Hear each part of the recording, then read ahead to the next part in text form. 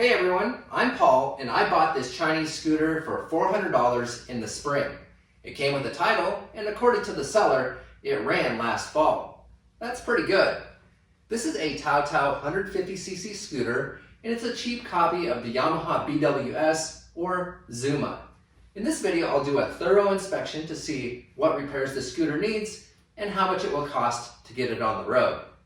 The previous owner bought it last year for $700, rode it all summer, then it broke down. He paid $500 for repairs, then it sat all winter. Let's do some math. Dude spent $1,300 on this scooter, then got $400 back when he sold it to me. That means he paid $900 to ride a junky Chinese scooter for half a year. Is that a good deal? I don't think so. Let's dig in and see how many things are broken. Starting with the front of the scooter, it has a Michelin Reggae tire in a 130/90-10 size, and the tread is in good condition. The rubber boots on the suspension are torn. That's not a big deal. On this side, we have the Chinese scooter fake ABS. Most scooters have that. And looking at the brake pads, they still have about 50% of their life left. The paint is in bad condition and the clear coat is mostly gone. These headlights look cool. They're plastic. This scooter spent a lot of time outside. The handguard is broken. That's also typical for a Chinese scooter. The rear brake lever feels pretty good, and these switches seem okay. The speedometer plastic is yellow, and I can barely see it has 13,215 kilometers. The speedometer is in kilometers per hour, too. That's a bit strange since this scooter was sold in the US. The front brake lever feels solid, and the brake probably works. The throttle turns but doesn't snap back. This is very dangerous and needs to be fixed. It probably needs a new throttle cable. There's a little wire and a button just hanging out down here. This scooter came with a battery, but I used it for another junky scooter, so here's a new battery. It looks like all the body plastic pieces are here. There's a cool sticker on the side that says, "Don't trust the claw." The muffler looks like it's in good condition and the mounts feel solid. But what's that? That bolt is definitely bad news. Let's check the oil. To measure the oil level on a Chinese scooter, hold the scooter straight up and down, not on the side stand, and don't thread the dipstick in. It looks like the oil is 3/4 full. The oil looks good and doesn't smell like gas. Up here, the seat cover looks terrible. Someone tried to fix it with electrical tape. I don't really want to sit on that, so I'll order a new seat cover for my scooter. Let's check the gas. The gas is clear and there's no rust in the tank. The gas cap seal is cracked. It looks like I got a few goodies with this scooter. A funnel, some fuel stabilizer, a dirty napkin, some papers, a CDI, an intake manifold, and a Stanley 3/8 drive ratchet. Nice. Oh, and here's another bolt that matches the one on the exhaust. This is a 1/4 inch by 20 bolt from the hardware store. That's the wrong thread pitch for this scooter, but dude managed to cross-thread a bolt like this into the cylinder head. That's very bad news. Back here we have a Kenda K-413 tire in a 130/90-10, the same size as the front, but this tire is worn out. The fender and license plate bracket look about normal. The airbox is not even loose. That's cool. Looks like somebody took the kickstart lever off. The center stand is missing. Now the reason for that is these center stands actually rest up against the transmission right here, and the engine and transmission move up and down as part of the suspension. The stand ends up rattling and clunking as you go down the road. That's probably why the person took it off. Also, the stand can hit the ground if you lean too far, and if you're not used to the shenanigans of a Chinese scooter, that can startle you and cause you to crash. It looks like this floor pan and battery box are broken. I'll have to do something about that. Now is a good time to start a list of parts it will take to fix this scooter. You can buy good batteries for cheap on Amazon. This one is only $28. It takes about half an hour to replace a battery. Pro tip, insert a piece of cardboard under the battery nut so the bolt can reach it when you connect the terminals. Let's find out if this scooter runs.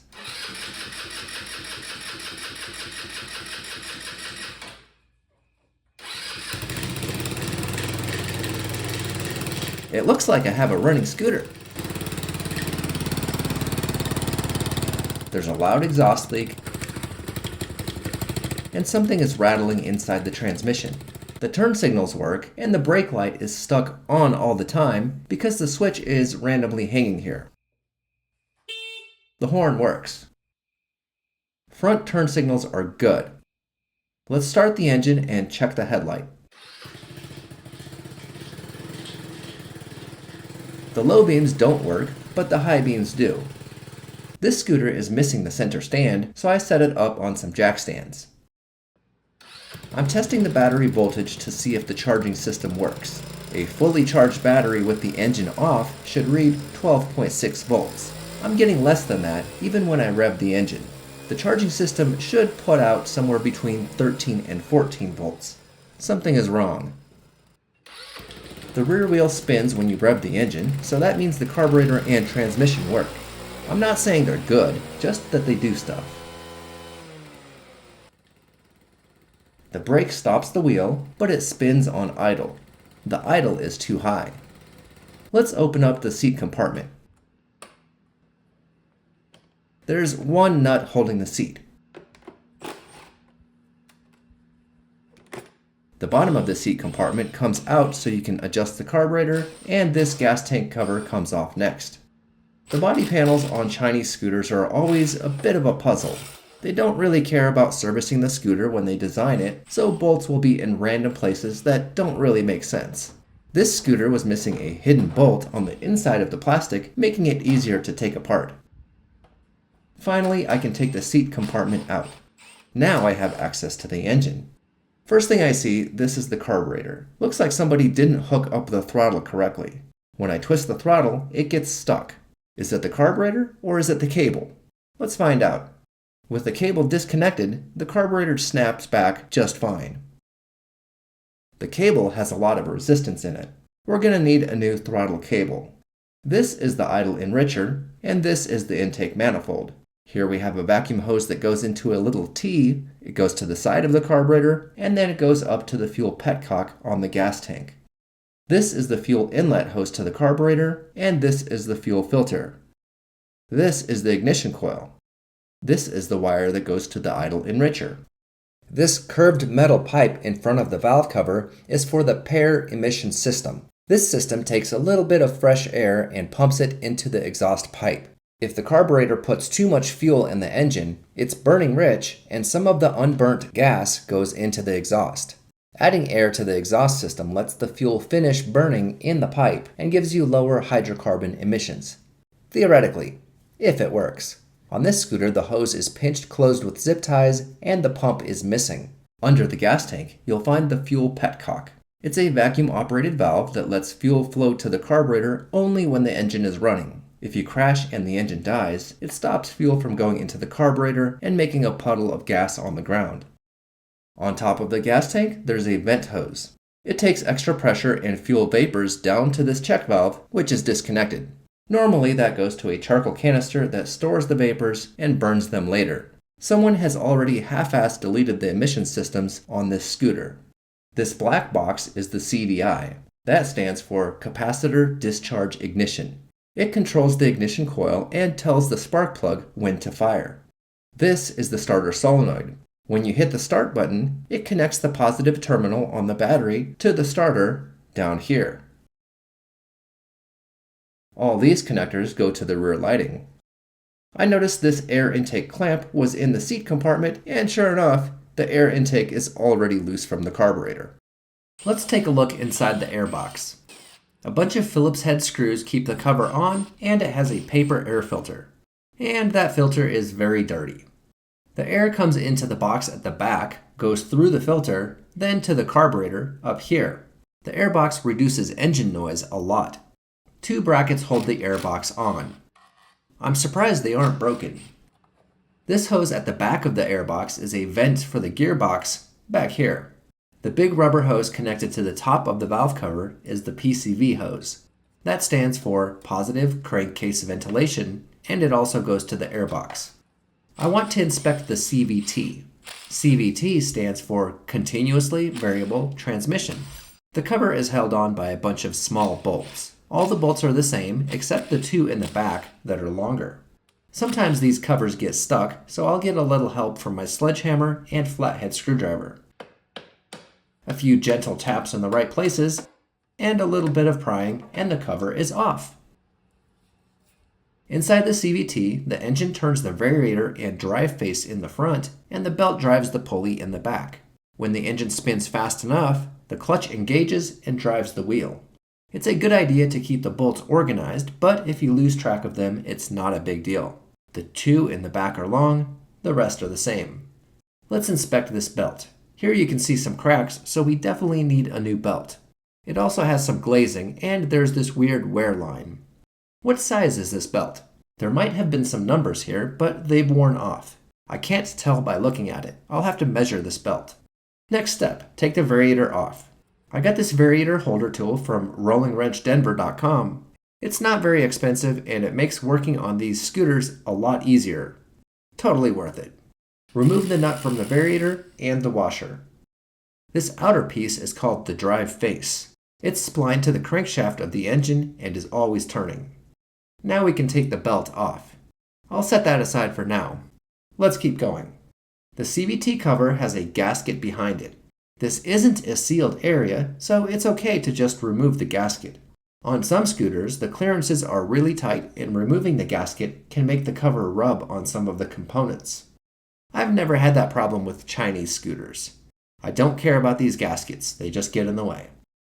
This is the variator. Put a couple fingers behind it and pinch the variator together while you remove it. Let's inspect this thing. This is looking really strange. See how the bushing wobbles back and forth like that? That's definitely bad. The bushing is made of steel and doesn't look too bad, but the hole in the aluminum variator has severe uneven wear. The belt has been riding funny. It's been going up and down, like this. Wow. Definitely needs to be replaced. Let's take a look in here. And we can see it's broken. That would explain the rattling. Here we have 2 of the 3 plastic variator bushings. I don't know where the third one went. Let's take a look at the variator rollers. Oh my goodness, look at these rollers. That one is totally broken. The outer layer has come off. Here we have another one that is just completely torn up, so I definitely need a new variator and rollers. This one just has flat spots. Typically you'll see stuff like this. I've never actually seen rollers completely destroyed like that. That's impressive. And inside the variator you can see some crazy wear marks where the rollers go. In the center, the circle has turned into an oval, and there's some stuff built up here. This is definitely the worst variator I've seen. That whole thing needs to be replaced. This right here comes off the crankshaft in the engine. And it looks like, even though we had all this weird wear, there is no damage to this shaft. This is the kickstart assembly. This scooter was missing the kickstart lever, so I'm just going to remove this because if you have a good battery, the electric start on these scooters is actually very reliable. When you push the kickstart lever down, the first gear turns counterclockwise. It drives the second gear the opposite direction, and it also moves outward to engage with the crankshaft gear. Then the engine turns toward the front of the scooter. All these moving parts are rusty and don't work very well. I'm going to simplify this scooter by removing all the kickstart gears. I won't have a backup way to start the engine, so I'll have to be slightly more organized and make sure I have a good battery and the charging system works. If you do this, remember to remove this bushing, otherwise it will fall out and rattle around in the CVT and it could destroy your belt. This part back here is called the clutch bell, because it rings like a bell. But not right now. I'm using the holder tool from Rolling Wrench and taking the nut off the clutch now. Normally the clutch bell pulls off, but this one is stuck. Notice this spins independently, and when it goes fast enough, the clutch engages, and this is the part that is splined to the wheel. Let's pull that off and inspect it. It actually looks pretty good. How about that? It's nice and smooth. There's a little bit of a groove right here, but no glazing or hot spots. Let's look at the pads on the clutch. They look good too. There's plenty of material left, there's no scoring, and it looks like this clutch is in pretty good shape. I'm pulling against the contra spring that keeps pressure on the belt, and it feels smooth and doesn't get stuck. It needed a little help from the sledgehammer, but came off okay for me. Here we have some needle bearings that roll here on this shaft, and this drives the rear wheel. This is the drain plug for the gear oil, and this is the fill plug. It takes 0.12 liters of 75W90 gear oil, and you fill the oil to this level, just enough to submerge the gears inside. Here we have a seal to keep the gear oil in, and this is the vent tube that allows the final drive to breathe and equalize with atmospheric pressure. To measure the belt, I put a mark here, then roll it along a ruler until I hit the mark again. This measurement needs to be in millimeters. I'm in the US, so my big ruler is in inches. Anyway, it's 832 millimeters. The width of my belt is 18 millimeters. The final measurement is the angle of the V in the V belt. Using my protractor, I'm getting 105 degrees from horizontal. The angle of the belt is measured by the inside angle of the triangle formed by the grooves in the belt. A horizontal line is 180 degrees, so the other side from where I measured is 75 degrees. Triangles add up to 180 degrees, so I have a 30-degree belt because math. Okay, so that's kind of a weird size, but there are plenty of 835, 20, 30 belts available. That's what I'll get. It's time to start putting things back together. Add a thin layer of grease to the rear spindle and make sure to add some to the needle bearings. The clutch is ready to go back in. I want to clean up the clutch bell a little bit, so I installed a bolt and a nut so I can spin it with my drill. I used coarse sandpaper to resurface the part where the clutch engages. That's much better. Reinstall the washer and add some Loctite to the threads. Reinstall the nut and use the rolling wrench CVT holder tool. Torque the nut to 36 foot-pounds. I ordered a stock replacement variator from partsforscooters.com. You can get a performance variator and tune the transmission for maximum speed and acceleration if you want, but I'm just going with the cheapest parts for now. Let's add it to the parts list. The Variator kit comes with rollers and a drive face, and it's only $35. Changing the Variator takes about an hour. The CVT holding tool from Rolling Wrench will make the job much easier. This Variator comes with the stock weight 13-gram rollers. As the engine spins faster, the rollers are pulled outward by centrifugal force. The weight of the roller determines at what RPM the roller moves. Lighter rollers exert less force on the ramps in the Variator, so the CVT will shift into a higher gear ratio at a higher RPM. That means your engine turns faster most of the time, and you generally get better acceleration. Heavier rollers shift sooner and keep your engine RPMs lower, and usually this gives you slower acceleration. I don't want any oil on the belt, so I'm cleaning the Variator and drive face with alcohol. Apply a thin coat of grease to the crankshaft, but be careful not to overdo it. Too much grease can fly out and it will get on the belt. Pinch the Variator so it doesn't fall apart and slide it on. The Variator bushing must stay clean with no grease. Don't go cheap on the belt. You can get a no-name Chinese belt for $15, but it will get shredded in 2,000 miles or less, leaving you stranded somewhere and having to rebuild your CVT again. Spending $37 gets you a good quality banjo Kevlar belt that will go 5,000 miles without falling apart. It will probably outlast that cheap Variator I bought. Let's add the drive belt to the parts list.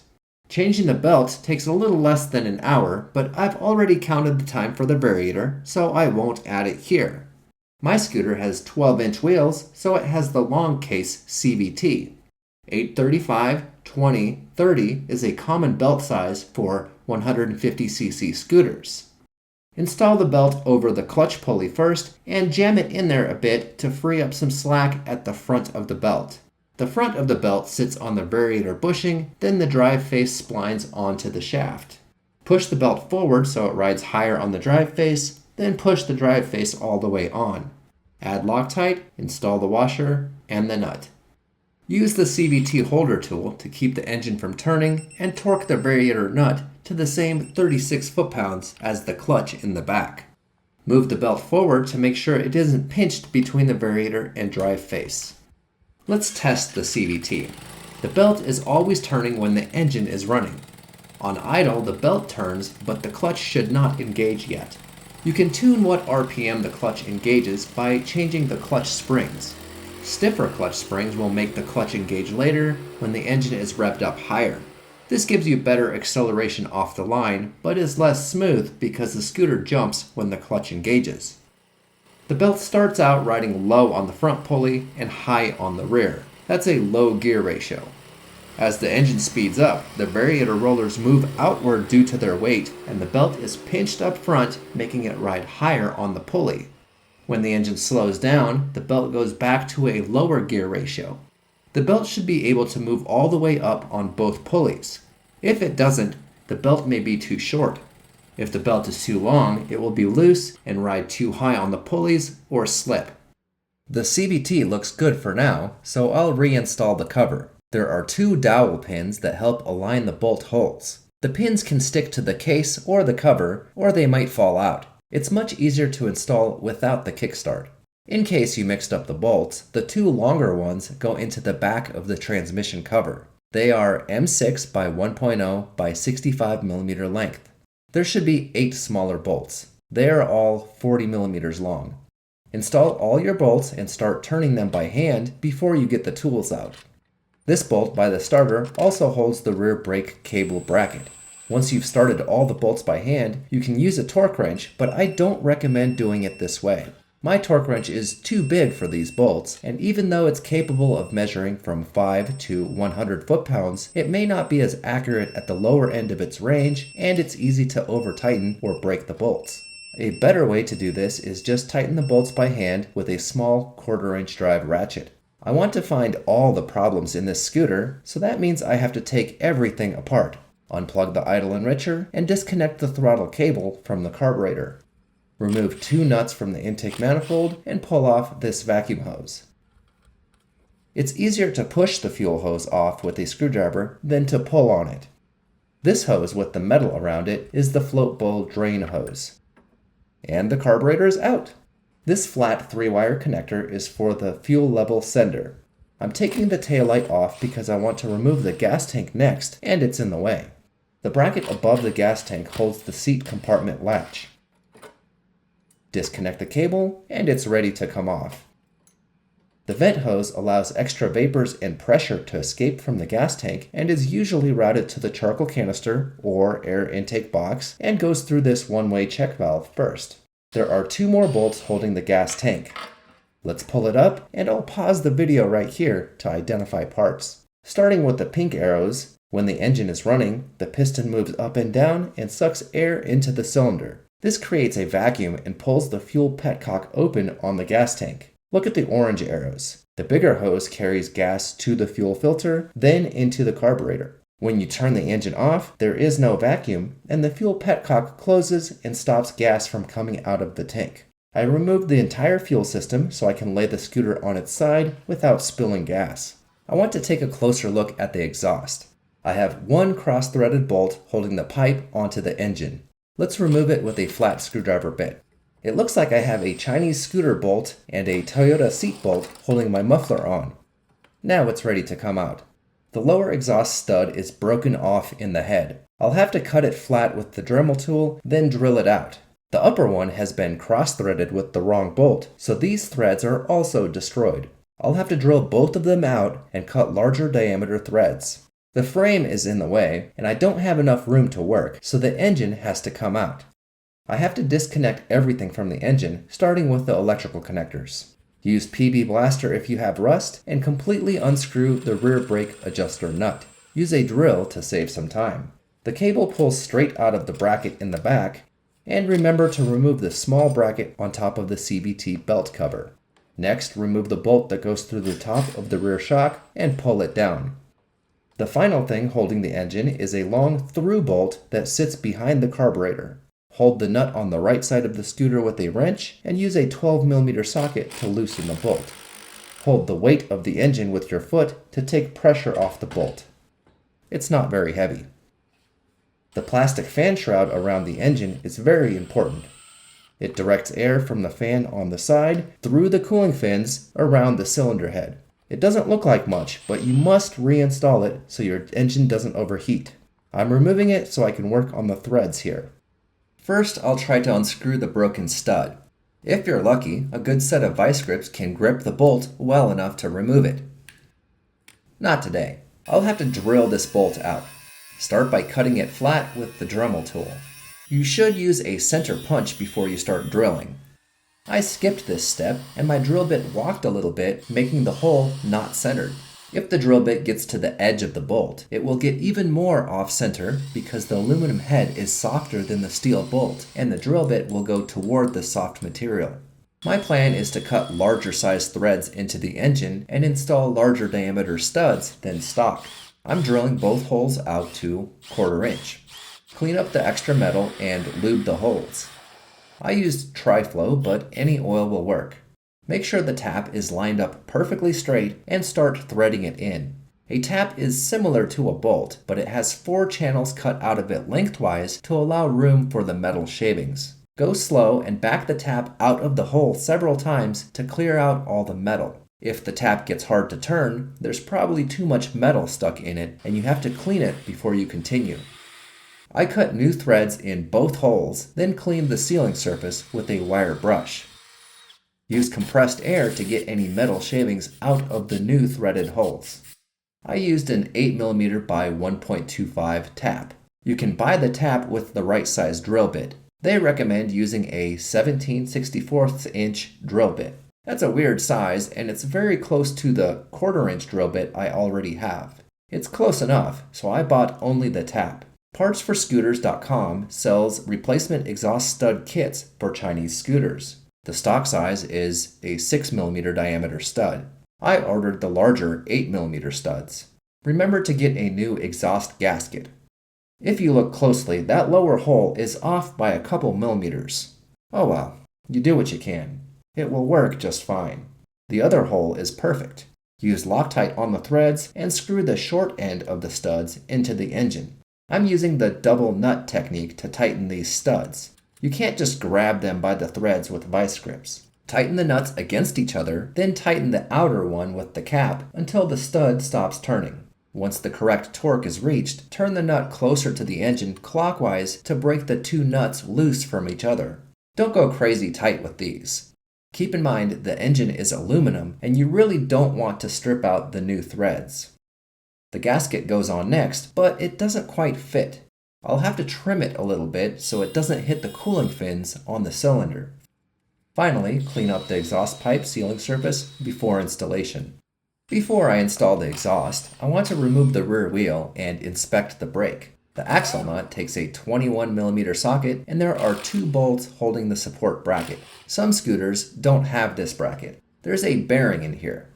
It's smooth enough. Pull the wheel straight off the axle and don't lose the spacer. Chinese scooters have a drum brake in the rear. These brake shoes are clean and have plenty of friction material left. The brake cable pulls this lever forward and the cam pushes the brake shoes outward against the drum. The brake drum is built into the inside of the wheel. I'm cleaning the braking surface with 120 grit sandpaper. That looks much better. I expect the rear brake to be smooth and have plenty of stopping power. Clean up any dust with compressed air. Don't spray any chemicals onto the brake shoes because it will soak into the friction material and ruin it. I'm cleaning the spindle, but being very careful to keep the chemicals off the brake shoes. Adding a little grease here will prevent rust and will keep the wheel from getting stuck to the axle. While the wheel is off, let's replace that worn out tire. This Kenda K761 is an excellent choice. The big knobs give it a rugged off-road look, but it's still smooth enough to work well in town. This tire wasn't available when I was making the video, so I bought the Shinko SR426 instead. This one also has a nice knobby tread pattern. Most scooters use a bent valve stem to make it easier to inflate the tires. I've had very bad luck with these Chinese valve stems. The rubber at the base tears very easily, and I've ruined a couple of these during installation. If you just buy regular car valves from the auto parts store, they're actually a lot more durable. They use a better quality rubber, so they don't just break when you pull on them. Your valve cap might have a valve core remover tool built into it. Just flip the cap over and it didn't work. I used a metal valve core remover tool instead. It just helps you get the air out faster. You can hold the valve with a small screwdriver to let the air out, or just rip the valve out like a caveman. Now I need to get the tire off the wheel. Use metal motorcycle tire levers to pry the tire down away from the rim. I recommend spraying soapy water in between the tire and rim to make it easier. Just get some water and add a bit of dish soap. You'll notice I did this to both sides and accomplished nothing. This tire is still stuck to the wheel. The wheel, also known as the rim, is a smaller diameter in the middle. This part is called the drop center. The picture on the left is a wheel with the tire installed. My goal is to push the tire bead into the drop center of the rim. Because the drop center is smaller, the tire will be loose and can come off the wheel. Pushing it by hand didn't work, so I'll need a bit more force. Maybe this C-clamp will get the bead unstuck from the rim. With the clamp pushing on the tire, I still wasn't able to get the tire levers between the tire and the rim. If this happens to you, just give up and take it to the scooter shop. They'll charge you $20 and use a tire machine. This is a DIY video, so I will replace this tire myself. My vise is big enough that it was able to grab the tire and push it off the rim. There it is. The backside of the tire is no longer stuck to the rim. I put this block of wood here to hold the wheel and pushed against the rubber on the front of the tire. And there it is. That was way too hard. Okay, now spray the bead of the tire with soapy water. I'm using my foot to hold the tire down into the drop center of the rim and prying the opposite side up over the rim. Move one tire lever over and get some more of the bead off the rim. Remember to keep pushing the other side down into the middle of the rim. Once you get about halfway around, the tire should be loose. Now let's get the second bead off the rim. Here you can see I have the bead in the drop center and I just need to get it the rest of the way off. This turned out to be the most difficult tire replacement I've ever done. I think the rubber in this tire is stiff from sitting outside for many years. I switched out the tire levers for the two biggest pry bars I own. After a lot of force and a lot of swearing, the tire finally let go and I got the wheel off. Cut the old tire valve or just rip it out with pliers. Spray a little soapy water on the new valve and push it into the rim. Install the valve cap to protect the threads and gently pull it with pliers until the valve is seated. There's a special tool for this, but I don't have it. Finally, I can install the new tire. This one has a directional tread pattern, so look for the arrow on the sidewall. Start with some soapy water on both beads of the tire. Push the first bead of the tire into the drop center of the rim and use the tire lever to pry the tire over the edge of the wheel. I got lucky and it went on easily.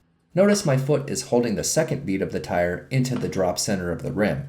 Work your way around the tire with levers and make sure the opposite side stays in that drop center. That was so much easier than the old tire.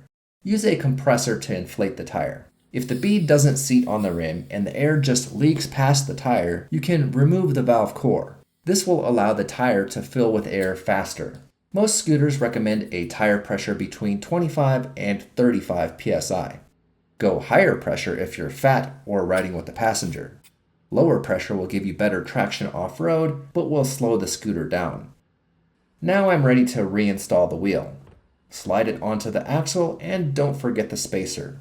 Not all scooters have this axle support bracket. The bracket is held onto the engine with two bolts. The lower bolt is longer than the upper bolt. Always use Loctite on bolts. Chinese scooters have a tendency to fall apart, so they definitely need some help. Start the bolts by hand so you don't cross-thread them. You can use an electric impact to save time, but the final tightening must be done by hand.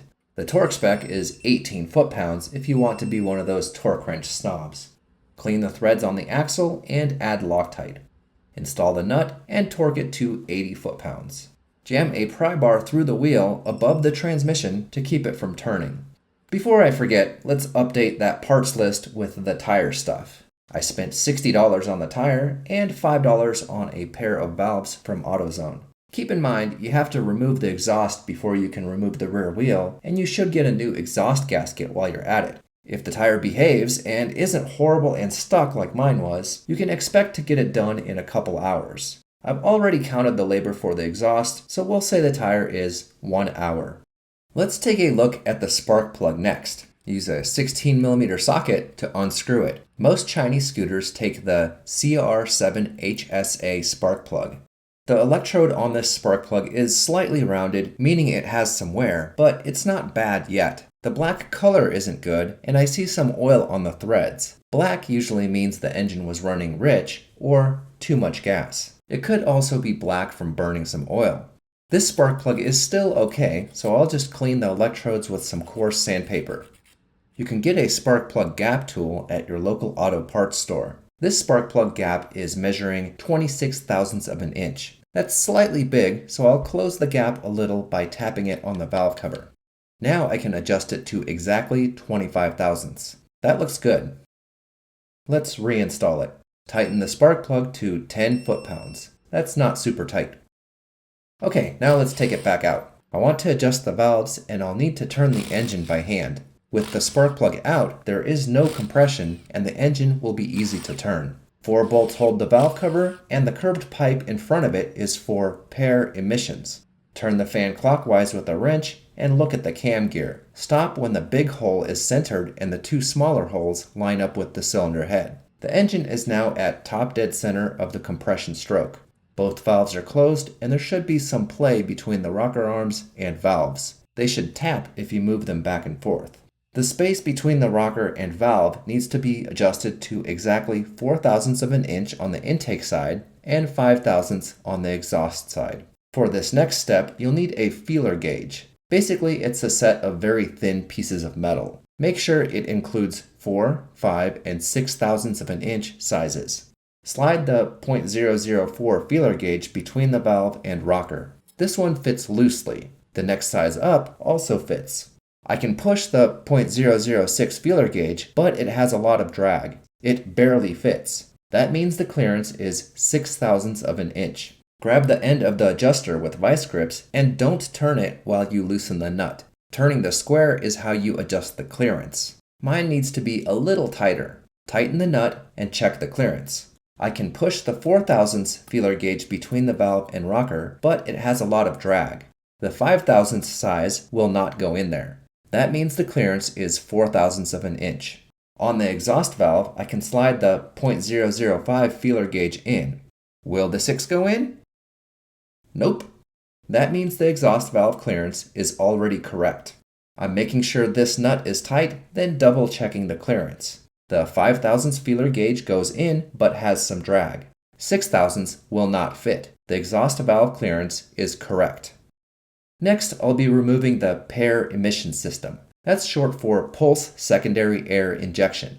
This system takes fresh air and injects it into the exhaust pipe. Sometimes the engine runs rich and the carburetor puts too much gas into the engine. If there is unburnt fuel in the exhaust, you get extra hydrocarbon emissions. Adding some oxygen to the exhaust pipe can help finish burning the gas inside the muffler. Normally, this system is used to increase the efficiency of a catalytic converter. This is a Chinese scooter and there is no cat. It's likely this system doesn't work anyway. Removing it will simplify the engine and make it easier to work on. If you want to save the environment, focus your efforts on tuning the carburetor. If you have the correct air-to-fuel ratio, you'll get more power, better fuel economy, and cleaner emissions. Remove these 3 bolts and the curved pipe. Under the cover, you'll find a reed valve. This valve acts as a one-way check valve. It lets fresh air into the exhaust, but exhaust can't go back into the rubber and plastic components. You don't have to cut this piece off the valve cover. You can leave it on, or you can trim it like I'm doing. You can also just buy a non-emissions valve cover. I chose to do it the hard way, so I'm grinding down the valve cover and cleaning it with a wire wheel to make it look good. There it is. Now let's change the valve cover gasket. Valve cover gaskets are cheap. Remember to add one to your parts list before you submit your order. Gently push the gasket into the groove until it stays there and doesn't want to jump back out. Next, I want to make a pair block-off plate. Cut off the flange that doesn't have threaded holes. I'm using a short bolt from the hardware store to plug the hole. The head of the bolt goes into the engine and the nut will be on the outside. And there it is. You can also just buy this block-off plate. It comes with bolts and a gasket. My gasket is still stuck to the engine, so I'm ready to install the plate. Add some Loctite to the bolts and tighten them both evenly. You don't really need a torque wrench for these. Make sure the valve cover sealing surface is smooth and clean. I'm using brake parts cleaner to get the old oil off. Add some Loctite to the threads and install the valve cover. Start the bolts by hand to avoid cross-threading. You can use an electric driver if you want to save time, but the final tightening should always be done by hand.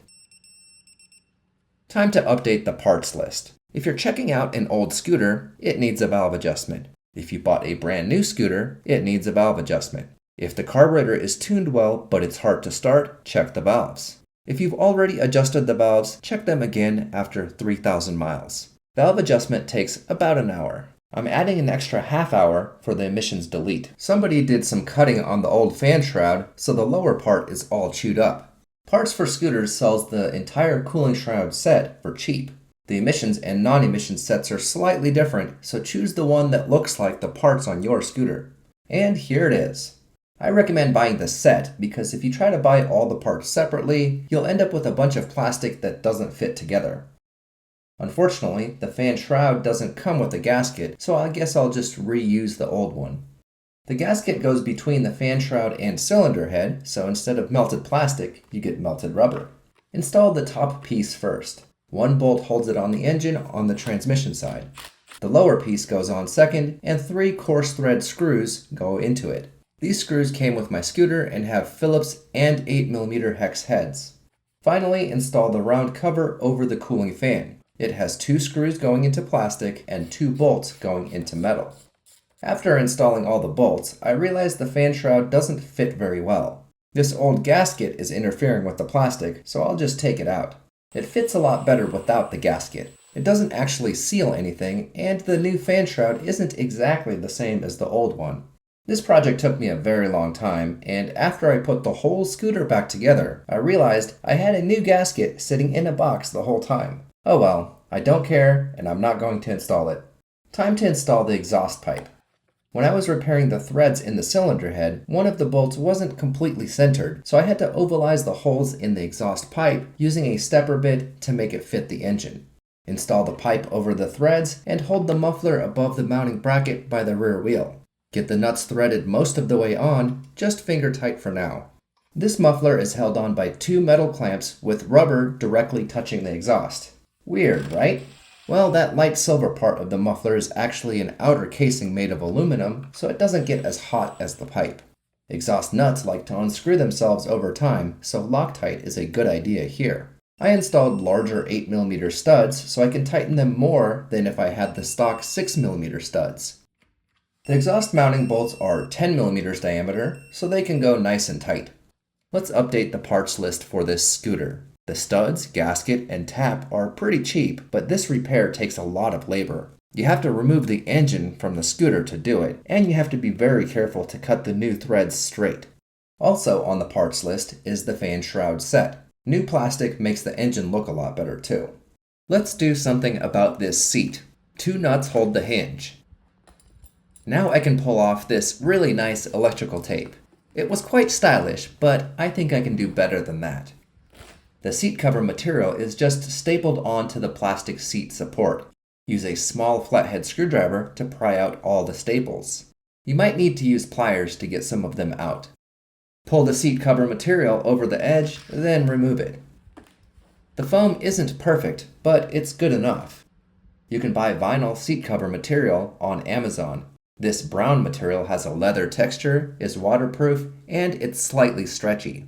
The piece I'm buying is big enough to do 2 seats. You'll need a good stapler for this job. I bought this tool at my local Home Depot. Let's roll out the fabric and figure out how much I need. I started by stapling the back of the seat. I need enough material on each side to wrap over the seat. Mark the material and cut it. It's pretty easy to cut with normal scissors. I'll save the rest for another project. Pull the fabric tight at the front of the seat and staple it. I'm going to stretch the vinyl down over the sides like this. I secured the front with a few more staples, then moved on to one of the sides. I pulled the seat material over the edge, stretching it a little, and secured it in groups of 3 staples. The seat has very smooth contours on the sides, so with only a small amount of stretching, I was able to avoid any folds or wrinkles in the vinyl. The front has some corners, so I folded the fabric under itself. Make sure both folds look the same, then staple it down. The back of the seat also needed a couple folds. Make sure they look the same, then finish by adding a lot more staples all the way around. Finally, just trim back the extra material under the seat. And there it is! This seat looks really nice now. Replacing the seat fabric takes about an hour. You'll spend almost $100 on this, but I think it's worth it. You won't catch me walking around with bits of electrical tape hanging off my butt. Let's take a look at the front of the scooter. The headlights have this cool metal brush guard thing around them. There are 2 screws back here, then the front panel comes off. It's hooked into the other plastic. Slide it forward and up to remove it. This front area is pretty well organized.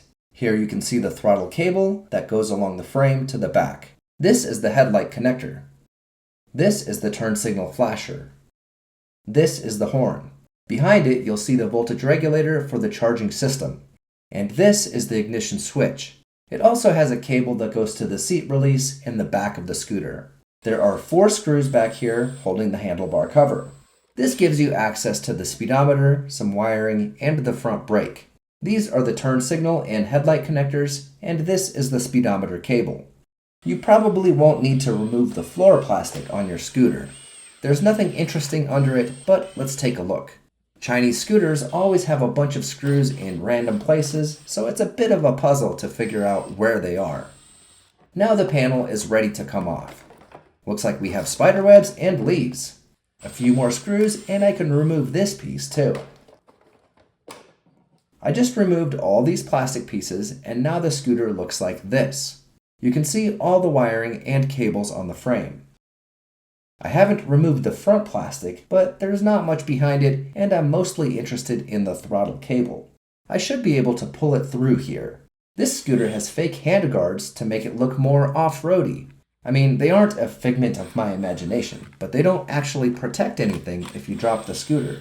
Instead, the flimsy handguards move and cause other parts to break, like the brake light switch. Slip the grip off the handlebar. Here you can see the throttle tube has a cam, and when you twist the grip, it pulls the cable. Hold the throttle cable and twist this piece to unscrew it. I'm cutting some zip ties at the back of the scooter so I can remove the old throttle cable. Now I can just pull it up to get it out of the plastic. And the throttle cable is out. This throttle cable measures about 85 inches long. Parts for Scooters has many throttle cables in stock. Make sure it looks the same as the old cable and select the proper length. Now I just need to route the new throttle cable up to the handlebars. I'm spraying Tri-Flow on the cable to lube it, then screwing it onto the metal part that holds the mirror, grip, and kill switch. Install the end of the cable into the throttle cam and put the cam into the groove. Now slide it onto the handlebar. The throttle assembly has a pin that sticks out and goes into a hole in the handlebar. Make sure the pin goes in the hole and install the bolts. There are 3 cables at the back of the scooter. I'm lubing them as well to keep everything smooth and to prevent rust. Let's update the scooter parts list with a throttle cable. Replacing the cable is easy, but it takes a lot of time because there are a million pieces of plastic that have to be removed first. Remember the brake switch that was just hanging off the scooter? It goes under the front brake lever. Behind this electrical tape is part of the original brake switch. It looks like someone fixed this before. I ordered a new brake switch from Parts for Scooters. It looks like it will fit my brake lever. Let's remove the broken piece from the old switch and try the new one. It doesn't quite fit. The handguard bracket is in the way. This scooter was dropped on the right side, the handguard moved up, bent this bracket, and broke off the brake switch. With the bracket out of the way, the new switch fits the brake lever. My new switch needs some spade terminals, so it's time to do a bit of wiring. Strip the wires back, install heat shrink, then crimp on some terminals. I solder all my connections to make sure they don't get loose and so I don't get corrosion between the wire and terminal. Heat shrink is cheap and works better than electrical tape. Now just plug the two wires into the switch. It doesn't matter which one goes where. They get connected together when you pull the brake lever. Replacing the switch takes about half an hour, not counting taking plastic fairings off. I've already counted that labor for the throttle cable, so it's just half an hour here. I noticed the brake hose is wedged up against the speedometer here. That's not good. Kinked hoses are a bad idea, so let's do something about it. This alignment pin keeps the hose from turning, but it also prevents having the hose at the correct angle. I'm not worried about the brake hose coming loose. If you tighten it the right amount, it won't go anywhere. Let's take a look inside the brake fluid reservoir. It's a little low, so I'll top it off. I'm using some fancy Honda .4 brake fluid, and it's a little more red than normal dot fluid. Let's bleed the front brake. Bleeding the brake means replacing the fluid so you can get all the air out of the system. Open the bleeder screw and slowly pull the lever. Hold it to the handlebar. You'll see brake fluid coming out of the caliper and probably some air bubbles. Close the bleeder screw. Slowly release the brake lever. Open the bleeder screw, hold the brake lever. Close the bleeder screw, release the brake lever. Go slow and do one step at a time. Refill the fluid when it gets low. Notice the air bubbles in the hose. Keep bleeding the brake until you don't see any more air bubbles. When it's just brake fluid, the bleed is done. Adjust the handlebars to get the brake fluid reservoir as close to level as possible, then fill the fluid almost to the top. Install the rubber diaphragm and cap. A little fluid might spill out because it's completely full. Dot fluid is corrosive and can damage paint and plastic, so make sure to clean it up with some alcohol or water.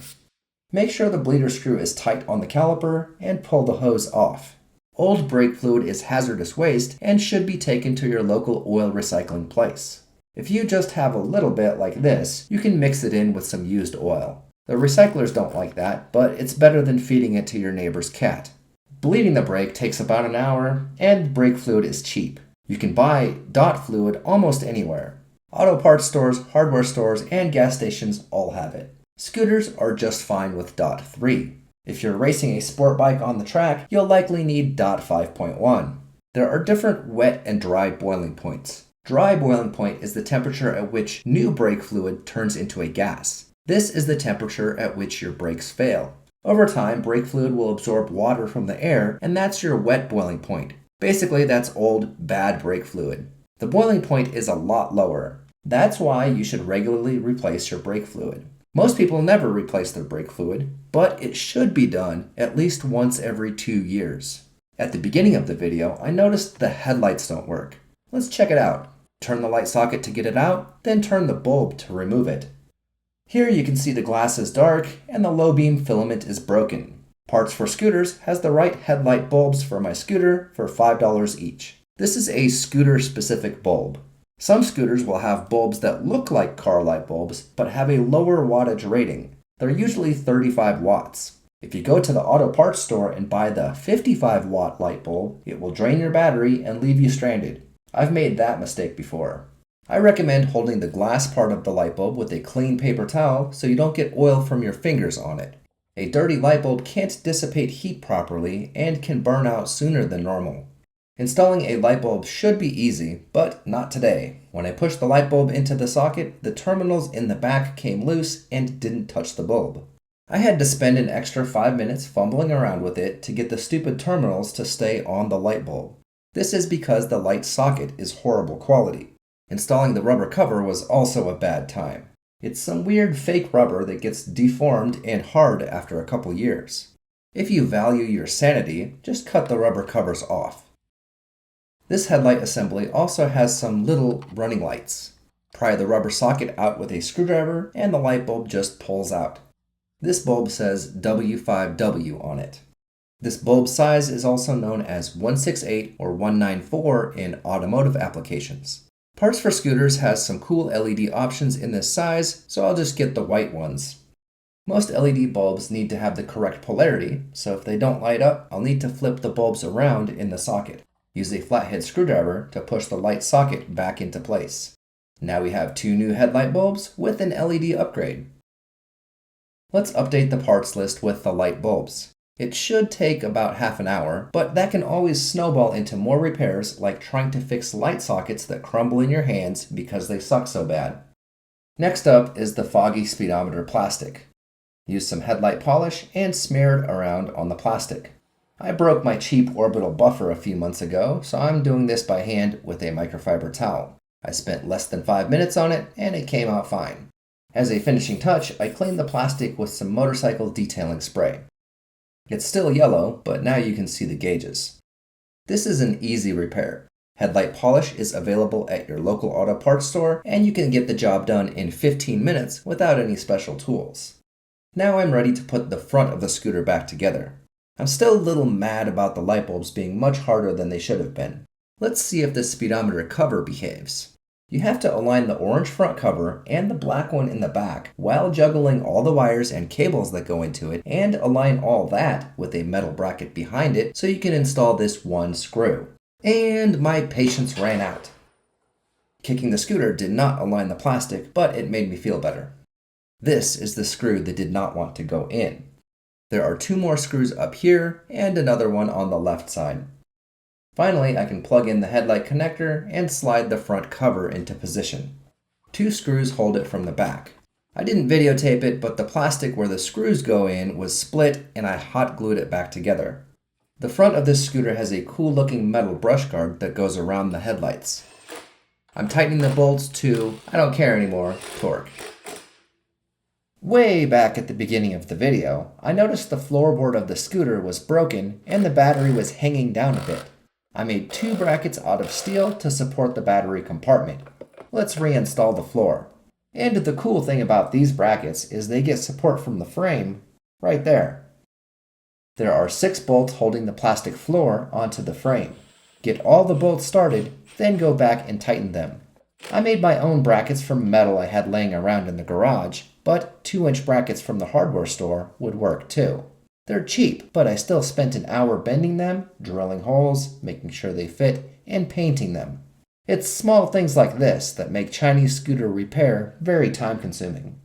Here's a mystery connector. 2 wires, doesn't go to anything. We'll leave that alone.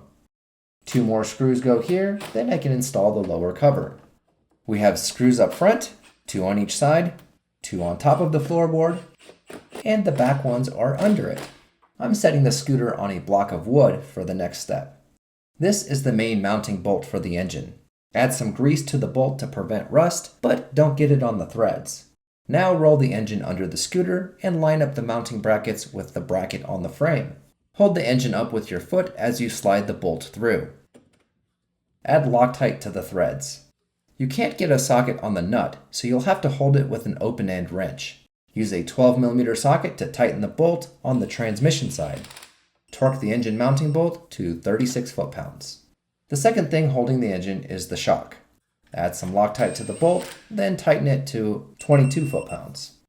Slide the rear brake cable into the bracket. Install the spring, cylinder, and nut. Tighten the brake until the lever feels good. It should get tight about an inch from the handlebar, and if you pull really hard, it should still not touch the handlebar. The wheel should spin freely and should stop when you use the brake. Don't forget to install this bracket that holds the cable. The valve under the gas tank is called the fuel petcock. I'm going to suck on this hose. When the engine is running and applies vacuum, the valve opens and fuel flows to the carburetor. When the engine stops and there is no vacuum, the valve closes and fuel stops. Let's take a closer look at the fuel petcock. It has a fuel screen built in, and that's the same thing as a filter, so the filter is redundant. If you don't install a fuel filter on this scooter, it's okay. Doesn't matter. But it's nice that it's transparent and you can see if fuel is flowing to the carburetor. The petcock can also be angled any direction you want for the best fuel hose routing. Here it is, $13. Mine is still good, so I did not buy a new one. The fuel filter is very cheap. Notice it says 3/16 inch. That's the size of the fuel hose that Chinese scooters use. Okay, gas tank goes back in, then the seat latch bracket. We have 2 bolts in the front and 4 nuts in the back. Reinstall the seat latch cable and snap the housing into place. These bolts were loose for some reason. I'm spraying Tri-Flow to keep everything working smoothly. Let's go through the carburetor to make sure it's ready to go back in the scooter. 4 Phillips head screws hold the float bowl. Using an impact driver can help break them loose. There's a little bit of sediment at the bottom, but overall it looks clean. The gasket looks flat and should be replaced. A small pin holds the floats. Slide it out. The fuel inlet valve is attached to the floats. The small piece in the middle of the carburetor is called the main jet. It has a tiny hole in the middle and you should be able to see through it. This one is clean. My scooter has a 105 jet. Stock size is usually somewhere between 105 and 110. The longer jet is called the pilot jet and controls fuel just above idle. You should also be able to see through this jet. The carburetor also has a vacuum hose going from the intake manifold to this thing on the side. The black plastic part with the wires is called the idle enricher. For the first 3 minutes the scooter is on, it adds extra fuel before the engine is warm, making it easier to start when it's cold outside. The intake manifold can have 1 or 2 vacuum ports on it. Mine has 1. The top of the carburetor has a spring behind it, and this is where the vacuum-operated throttle slide lives. When you need to accelerate, the slide moves up, letting more air in. It also pulls up the needle, which lets more fuel in. The idle mixture screw is located on the intake manifold side of the carburetor. This is the body of the carburetor. Air comes in through the bigger side and speeds up as it's squeezed down to the smaller side. The throttle plate opens when you twist the throttle and allows the engine to suck air through the carburetor. The fast-moving air in the middle of the carburetor pulls fuel out of the float bowl through the main jet and past the needle. Changing the size of the jets is how you adjust the air-to-fuel ratio. I didn't have any carburetor cleaner, but this GDI cleaner seems to work even better. Make sure to spray the cleaner through every passage in the carburetor. If the scooter was left sitting for more than 2 years with old gas, some of these holes could be completely plugged. If it's horrible and you can't get the spray to go through the carburetor, just give up and buy a new carburetor. It's only $37. You can also buy a new main jet. Stock size is usually between 105 and 110. The bigger sizes are for engines with performance modifications, like a bigger cylinder. Stock size for an idle jet is usually between 32 and 35. A carburetor rebuild kit with new floats, gasket, and jets is also available. The toothbrush works really well to break all the dirt loose. Just make sure to rinse it off before you give it back to your roommate. Finally, use compressed air to make sure there isn't any dirt stuck inside the carburetor. I made sure each little piece was clean and dry. Did I mention these parts are small? If you drop them on the ground, they will evaporate and you'll never find them again. No big deal, just buy a new carburetor if that happens to you. The idle mixture screw has a small spring and a washer on it. The spring keeps tension on the threads so it doesn't turn by itself. When you tighten the screw, the tip of it closes off a passage and gives you less fuel at idle. Tighten the screw until it stops turning, then back it up 1.5 turns. Next, reinstall the main and pilot jets. Hang the float valve on the metal bracket on the floats and guide it into its hole as you install the floats. The pin holds the floats in place. I'm blowing air into the fuel inlet. When the floats are parallel with the body of the carburetor, the fuel flow stops. If the valve opens when the floats are too high or too low, bend the metal bracket that holds the valve slightly until it opens and closes when the floats are level. This is the float bowl drain. Some carburetors will have a screw here that opens and closes the drain. Normally the drain goes to a hose that lets you drain the carburetor for winter storage so the old gas doesn't create varnish that plugs your jets. I don't want the hose and I could put a rubber cap here, but it could split and leak after a couple years. I'm heating the brass pipe with a torch and filling it with solder instead. Solder is a mixture of lead and tin and will stick to the metal permanently. It can't leak. I no longer have a float bowl drain and that's what I wanted. Reinstall the 4 screws and make sure to do the final tightening by hand. They don't need to be super tight. Reinstall the slide into the top of the carburetor and hold it perfectly straight so the needle can go into the hole. Push the edges of the diaphragm into the groove. Install the cap and tighten 2 screws. The idle enricher adds fuel for the first 3 minutes the scooter is on. It's held in by this clip and 2 screws. Install the intake manifold and tighten the hose clamp. Don't forget the vacuum hose from the intake manifold to the side of the carburetor. Cleaning the carburetor takes about an hour, and all you need is some cleaning spray. If the scooter has been sitting for more than a year, you'll need to clean the carburetor. If both jets are completely plugged, just buy a new carburetor and skip the cleaning. Slide the intake manifold straight down over the studs and tighten the two nuts with a 10mm socket. These throttle cables always have a rubber boot at the end. When the boot gets old, it can split and cause the throttle to get stuck. Install the end of the cable, then install the cable housing into the bracket. Adjust the throttle cable so the throttle can fully open and it snaps closed when you let go. There should be a little play in the throttle before it pulls the cable. My throttle doesn't snap closed as quickly as it should.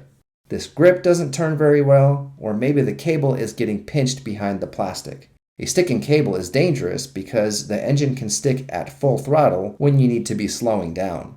I'll have to take this back apart and figure out what's wrong. Notice how the carburetor doesn't go back to closed throttle right away. I looked at my other Chinese scooter and it's a bit slow too. On my Honda scooter, the throttle snaps closed immediately. With Chinese scooters, quality and safety are not a priority. Remember to plug in the idle enricher connector and the spark plug wire. The 3-terminal flat connector is for the fuel level sender. The square 4-wire connector is for the charging system, and these two round terminals send the ignition signal from the stator to the CDI. The big red power wire with the threaded connector goes to the starter. Tighten the screw and connect the other end to the starter solenoid. It doesn't really matter which side of the solenoid you connect to, but normally it's closer to the back of the scooter. Another thick red wire brings power from the battery to the starter solenoid. The solenoid is a relay that can handle a lot of current. It's basically a heavy-duty switch. Some Chinese scooters have all the ground wires connect to the frame here. The green wire from the negative terminal connects here, and it must also go to the engine. Connect the ground wire to the valve cover bolt. The battery compartment should have big red and green wires for power and ground, and a smaller red wire with a fuse. Moving on to the back, the fender needs to go back on. It's held in place with 3 bolts. This small compartment in the front of the airbox is for the PCV vent. Oil vapors from the valve cover go in here, and there's a small oil drain hose with a cap. I'm installing all new hoses today, so this one is coming off. Another small hose connects to the back of the airbox. This is the vent for the transmission gears. Slide the air intake tube over the carburetor. The rubber on the intake is not seating properly because it's made of that crappy rubber that gets deformed and hard. That means I need a new airbox. I won't be replacing it, I'll just clamp it. This old hose clamp didn't work, so I got one from the auto parts store. The airbox is held onto the top of the transmission with 2 brackets. Loosen both brackets, install the bolts, then tighten it back down. I was installing the fuel hose, but I almost broke the fuel filter. There's already a filter in the gas tank, so I can just run the hose without a filter. The fuel hose connects to the inlet of the carburetor down here. I recommend connecting it before installing the carburetor. These hoses fit tightly and aren't pressurized, so I skipped the hose clamps. The other end of the fuel hose connects to the larger diameter fitting on the fuel petcock. The fuel goes from the upper fitting on the fuel valve, then straight down into the carburetor. Hoses are like Chinese finger traps. They come off easier if you push instead of pull. A short piece of vacuum hose goes from the side of the carburetor to the T fitting. Another short piece goes from the intake manifold to the T. This hose provides vacuum to open the fuel petcock on the gas tank when the engine is running. I won't be using this one-way check valve. Connect a vacuum hose to the top of the gas tank. This is the vent. When the scooter gets hot sitting in the sun, some of the gas will evaporate. I'm running this hose into the air box. Next time you start the engine, extra fuel vapors will be burned in the engine instead of escaping into the atmosphere. Normally this goes to a charcoal canister, but this is simpler. The PCV fittings are different sizes for some reason, and if you try to force the quarter-inch hose onto the airbox, it's easy to break it. Just drill a hole and shove the hose into the airbox. The other end of the hose connects to the valve cover. Vapors from the crankcase will go into the airbox, then get burned by the engine instead of escaping into the atmosphere. Chinese scooters use 3 different hose sizes. They are all available at your local auto parts store. They usually charge between $3 and $4 per foot for hose, and the bulk rubber hose is usually good quality. You don't need to buy expensive colored vinyl hoses for your scooter. My old air filter was very dirty, so I just bought a new one. 4 screws hold the filter. If you use an electric impact driver, be careful not to over-tighten the screws. They're just going into plastic. Let's add that air filter to the list. Chinese scooters use a few different types of filters, so match up the shape and dimensions with your old filter before you order. Anytime you buy an old vehicle, you should change the oil. The oil could be old and dirty, or if your carburetor fuel inlet valve gets stuck, gas can flood the intake, seep past the piston rings, and thin out your oil. Make sure you have your drain plug washer and reinstall the drain plug. You don't actually need a torque wrench for this. The torque specs are for the nerds out there. On the right side of the scooter, you'll find another plug under the engine. This is the oil screen. It's like a filter, but only catches big chunks. Clean it out and add a little bit of grease or oil to the O-ring. Stack the small end of the spring into the plug, then put the screen inside it. Push the cap, spring, and screen straight up as you turn it clockwise. Use a 17mm socket to tighten the plug. Use a skinny funnel to fill the oil through the dipstick tube. Most Chinese scooters take about 3/4 of a quart of oil. Run the engine for a few seconds, then check the oil level with the dipstick. The final drive gears at the back of the transmission have oil too. It's just gear oil and there's not very much. Reinstall the drain plug and washer. It doesn't need to be very tight. The fill plug is right here on the side of the transmission. Insert the tip of the gear oil bottle into the hole and hold the scooter by the handlebars as you lean it over. It only needs 0.12 liters of gear oil. 2 big squeezes on the bottle should be enough.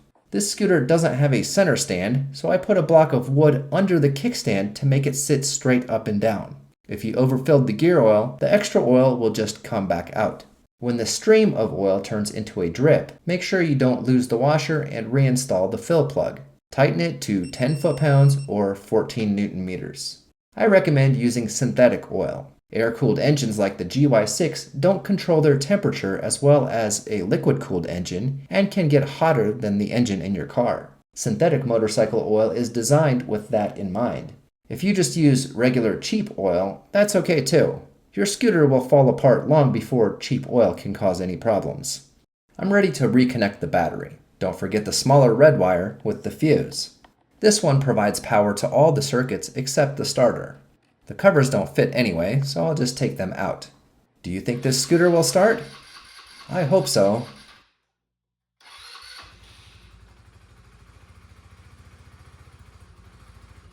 It seems to run well enough.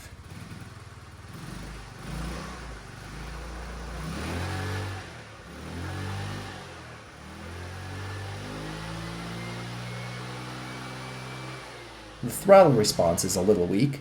Maybe the carburetor needs to be tuned. It's good enough for now. I need to make sure the charging system works. With the engine running, the voltage needs to be higher than 12.6 volts to charge the battery.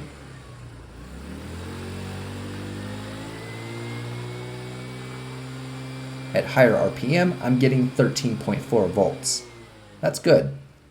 It seems like this scooter works, so I'll go ahead and reassemble all the body plastic. The tail light assembly is held on by 3 bolts and has 1 connector. The seat compartment goes back in next and has 2 bolts. Chinese scooter plastic is always a little bit of a puzzle. Putting it back together is easier than taking it apart because you can see where all the bolts go. Okay, a couple more plastic things in the back and a few more screws. The bolts tend to strip out and the plastic for the screws likes to break, so be careful. The seat is held in with 2 nuts. This cover gives you access to the carburetor for adjustments. Close the seat and make sure the latch works. The battery cover snaps into place and has 2 Phillips head screws. I almost forgot the rear rack. This one has 4 long bolts. You would think the license plate would go here, but these holes don't line up. That's dumb. It looks like the previous owner drilled some holes down here for the license plate. I used 1/4-inch bolts from the hardware store with nuts on the other side. All right, we're all done. Thanks for watching. Like, comment, subscribe. Wait, where's the scooter? Oh, that's right. I rode the scooter to work. It broke down and left me stranded. I had to run home 4 miles, and now I have to go back there and go get it and bring it back here so I can figure out what the hell's wrong with it. Now, normally I might be angry or confused why it broke immediately after fixing it, but this situation is actually normal for Chinese scooters. I mentioned at the beginning of the video that I bought my scooter in the spring, May of 2022 to be exact. Now it's January 2023 and there's snow everywhere. I don't have a lot of free time, so these endless scooter repairs took me almost a year. When I rode my scooter to work, it took a very long time to start in the morning, but the scooter ran fine all the way there. I got halfway to work, went to a gas station, turned it off, got some fresh gas, and it started right back up, no problem. It sat all day in the cold, and when I went to go home, it would not start. I tried and I tried, and it cranked just fine, but would not start. The next day, I went to work, the scooter was sitting at 70 degrees indoors, fired right up, no problem. So I thought I would fool the scooter. I'm gonna start it indoors, and then it'll continue to run when I'm outside. I got across the parking lot and it died. The next day I came back and I wasted 2 hours trying to figure out what's wrong with it. First I thought, okay, maybe it's too cold. I'll put a bigger jet in the carburetor in case it was running too lean. That didn't work. Then I tried fixing the ignition system. I put a new spark plug in there, a new ignition coil, and a new CDI. That's almost the whole ignition system. Nothing. It never started again. The only other part of the ignition system is the stator. So the stator makes current for the battery to charge, but it also sends the signal to the CDI to fire the spark plug. That's what I'm going to check next. Ignition components are cheap. It's easier to swap them than reading wiring diagrams and testing voltages. If you work on Chinese scooters a lot, it's a good idea to just have some parts sitting in your garage. I wasn't able to fix the scooter at work, but I still spent 3 hours on it. I'm adding that to the list. Luckily, I have this sweet motorcycle rack on the back of my RAV4, so I can transport these stupid broken scooters. One rule you should always follow: never ride your Chinese scooter somewhere you can't run back from. I have the metal part of the spark plug touching the valve cover, and no spark. The stator, also known as the magneto, is located behind the fan cover. Remove the 4 bolts holding the plastic fan. I'm using the rolling wrench CVT holder tool to hold the flywheel and removing the nut. Next, use the flywheel puller tool. I also got this from Rolling Wrench. Go to rollingwrenchdenver.com to get these tools. They're not very expensive and they'll make your life a lot easier.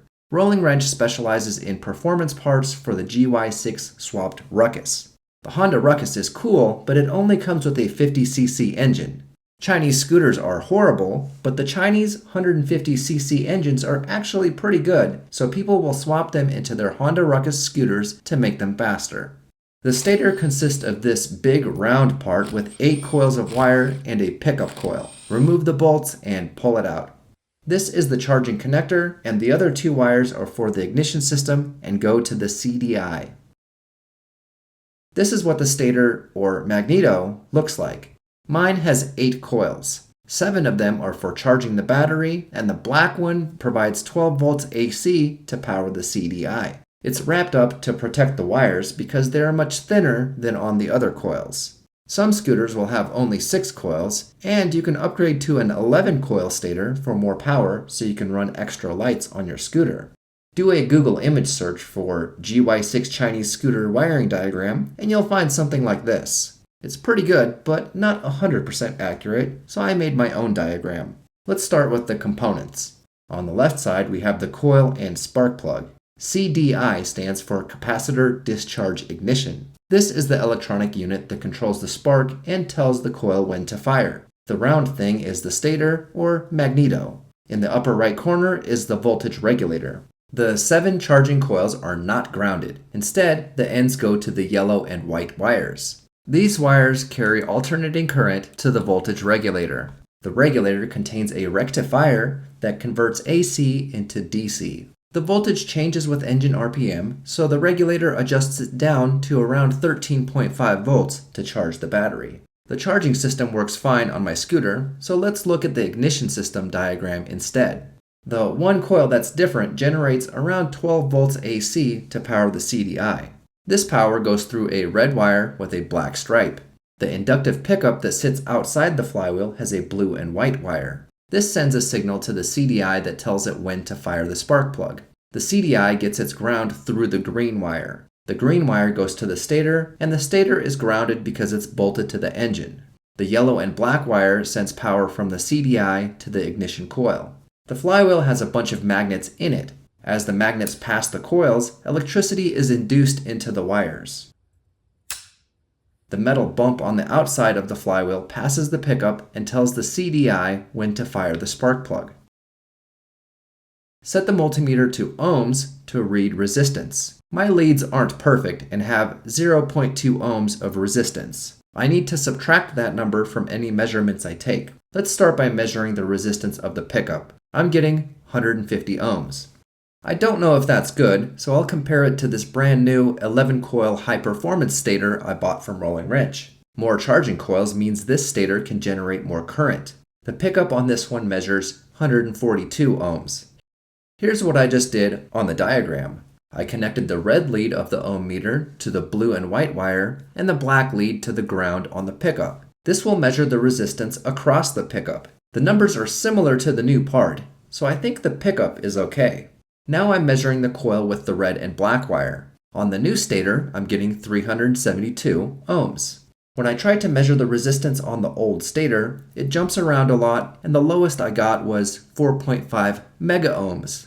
That's 4,500,000 ohms. There's not much of a connection there. It's obviously way off compared to 372 on the good part. My scooter won't run because the coil isn't powering the CDI. I paid $140 for the 11-pole stator upgrade kit from rollingwrenchdenver.com. I already don't like this scooter, so I'm not wasting my nice parts on it. I found this basic Chinese scooter stator in my garage. I faintly recall there being something wrong with it, but I'm not sure what. Let's check it out. The resistance across the pickup coil measures 137 ohms. The pickups on all three stators are measuring close to the same resistance, so I think that part is good on all of them. Now let's check the red and black wire to ground. The coil that powers the CDI has a resistance of 468 ohms. That's a little higher than the nice new stator, but still pretty close. Based on my measurements, the scooter should run with this stator. I want to check the resistance of the charging coils. The 7 coils that charge the battery are connected to the yellow and white wires. I tested the resistance of the stator I pulled out of the scooter and the questionable stator I found in my garage. The stator from my scooter was charging the battery and measures 0.3 ohms. Subtract 0.2 ohms for the leads, and we have 0.1 ohms in the old stator and 0.8 ohms in the part spin stator. The part spin stator has 8 times as much resistance. I bet it won't work. I didn't subtract 0.2 from the measurements earlier because minus 0.2 ohms won't make a significant difference when you're measuring 300 ohms. Okay, let's install my part spin stator and see what happens. My theory is it should at least make the scooter run. I'm using my electric impact driver to save some time, but the final tightening should always be done by hand. The small M6 bolts should be torqued to 7.3 foot-pounds or 10 newton meters. Install the flywheel, washer, and nut. Hold the flywheel with the Rolling Wrench CVT tool and torque the nut to 36 foot-pounds. My replacement stator had the smaller green connector, so I swapped it for the bigger white one so it will plug in. The scooter runs. I wonder if the CDI that was in here earlier still works. Let's swap it out.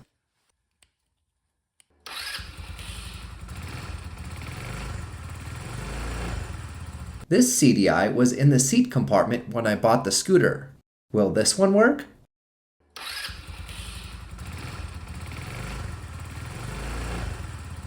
All 3 of these CDIs are good. What happened is the previous owner was having issues with the scooter not starting because the stator was on its way out and sometimes it wouldn't run. The scooter had this CDI, and he installed this one to see if that would make it run. That didn't solve the issue, so he sold the scooter to me. I swapped in this one, and that didn't work either, because the problem was right here. Now let's test the charging system. The battery voltage started a bit high because I had it on a charger. When I rev it up, the voltage actually gets a bit lower and stays around 12.6 volts. It should be 13.5 volts. This new stator is not charging the battery. That's fun. I swapped one problem for another. While I was working on the stator, I noticed the scooter smells like gas. There's a bunch of gas leaking from the fuel sender gasket. I tightened the bolts and maybe it will stop leaking, or maybe it needs a new gasket. The problems with this scooter are never ending. I still need to fix the charging system, so I ordered this new stator on Amazon for $16. It's an 8-pole stator and has the same connector as original. I hope it works. With the new stator installed, my scooter runs. That's good. Let's take a look at the battery voltage.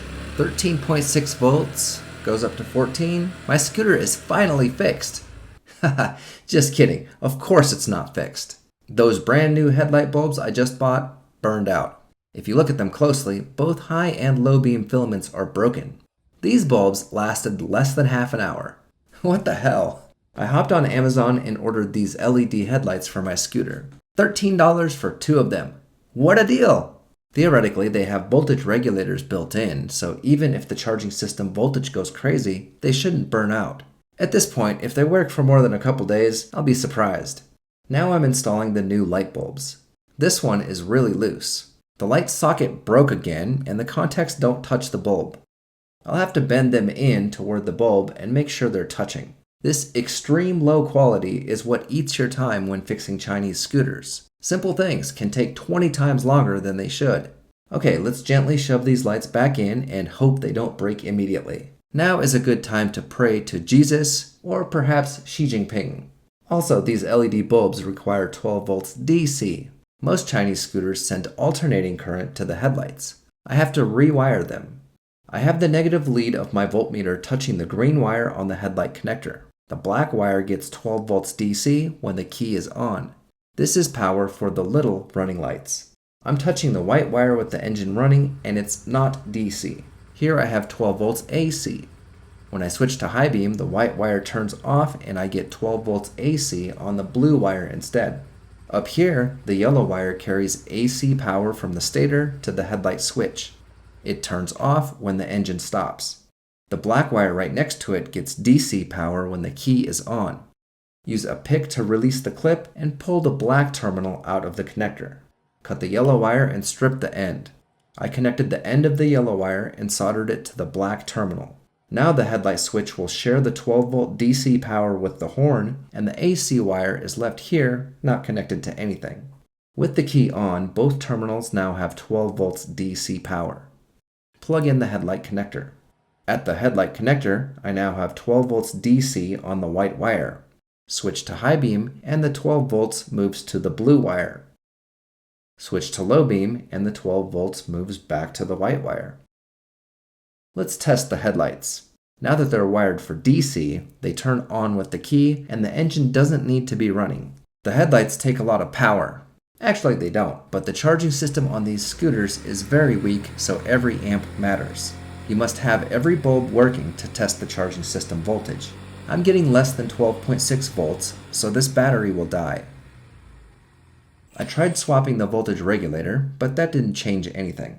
Maybe I can save some electricity.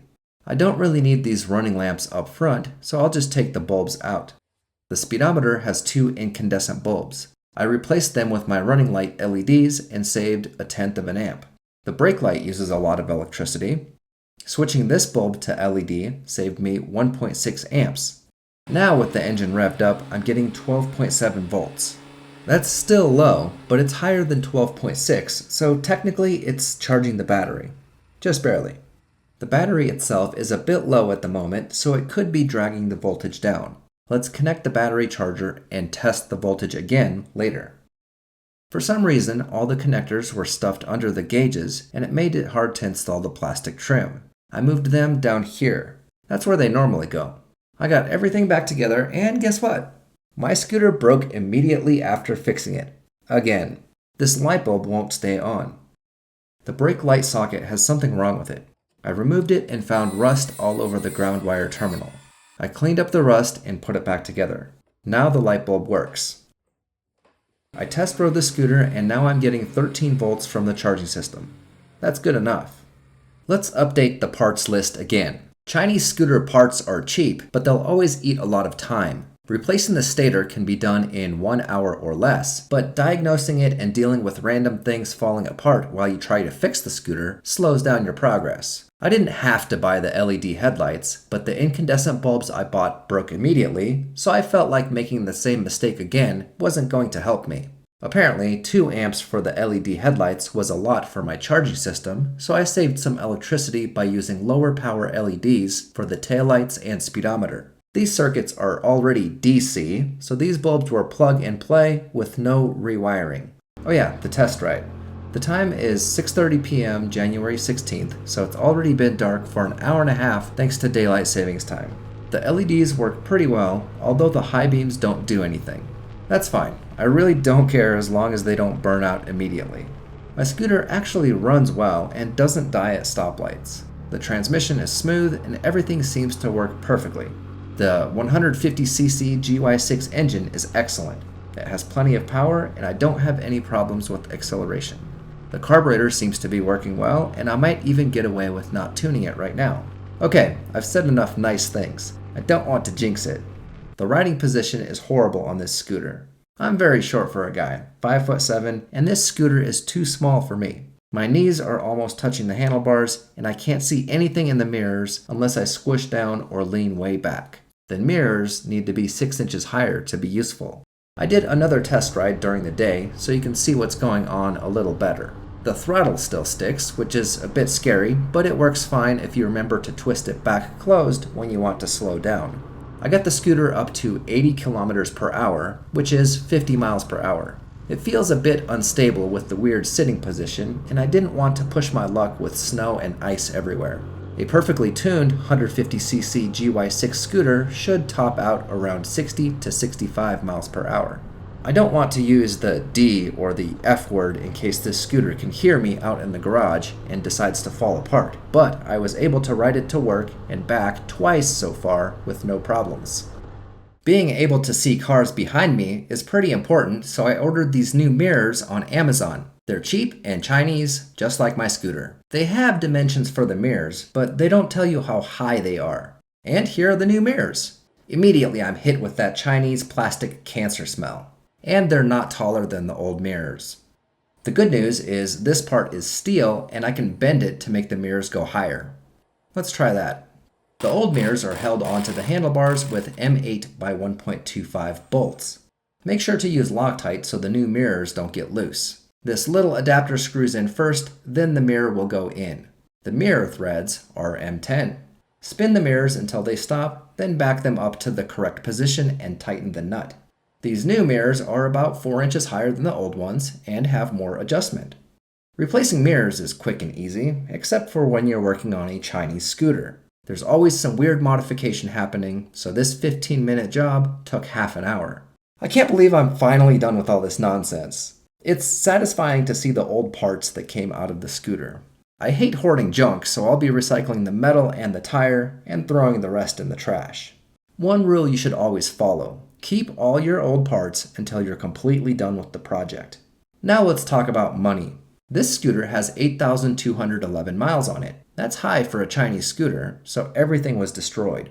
I bought half a scooter, one part at a time, and it cost me $508. This list includes how much time each procedure takes, but a total of 21 hours seems way off. Chinese scooters will slow you down every step of the way with broken plastic, stripped out bolts, and connectors that fall apart, so multiply those 21 hours by 2 or 3 to get how much time it really took. I did all the work myself, but motorcycle shops charge $100 per hour for mechanic labor.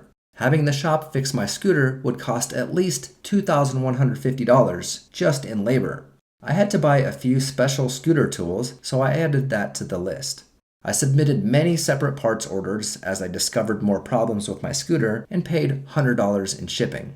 And they always charge me sales tax. I paid $400 for this scooter, but my total cost was $1,121 to get it rideable. If I had a shop do the work, this junky old scooter would cost me $3,370. Okay, let's stop for a moment and check out how much this scooter cost brand new. Here we go. Tao Tao BWS 150, just like mine, for $939 with free shipping. This exact one is not available anymore, but check this out. The Amiga 150 Warrior is the same scooter. Thanks to inflation, it's $1,650 now. You still get free shipping. Let's take a closer look. Yup, it's just like my scooter. This guy likes it. The new scooter costs $500 more than what I spent on my junky old scooter, not counting the labor. If I paid for labor, I could have bought 2 of these new for the same price. Back to the list. I paid $120 to register the scooter for 1 year. You can expect to pay about the same price for a year of insurance. I actually paid $64 for insurance because I have 2 other scooters and a motorcycle, and Progressive figured I can't ride them all at the same time. I spent a total of $1,300 to get this scooter on the road. That's a lot. Why do most people buy scooters? It could be for recreational riding around the neighborhood, or maybe you enjoy tormenting yourself for countless hours trying to fix something that doesn't want to be fixed. Some people think they can save money because scooters get better gas mileage than cars. Let's examine this scenario. I already own a car, and I bought this Chinese scooter to save money. The scooter gets 60 miles per gallon, and my car gets 24. If I didn't buy the scooter and spent it on gas instead, I could drive my car 7,800 miles. At some point, it's cheaper to scoot. For this example, we're only looking at fuel cost and ignoring maintenance and repairs. The scooter costs 7 cents per mile, and the car costs 17 cents. You would break even at the 13,000 mile mark.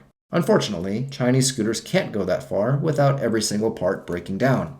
You'll go through at least 2 more drive belts, 10 oil changes, a couple variators, 2 sets of tires, brake pads, plus many other repairs on the scooter, while a good car can easily do 13,000 miles with 4 oil changes and no other repairs.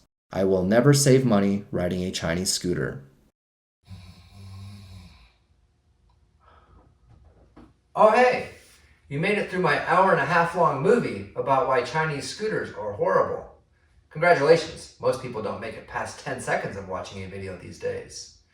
Now, I've said a lot of bad things about Chinese scooters today, and there is a place in this world for Chinese scooters. It's in the junkyard. No, I'm serious. I spent $1,300 plus $2,000 worth of labor, and it took me almost a year to get this disaster of a scooter on the road.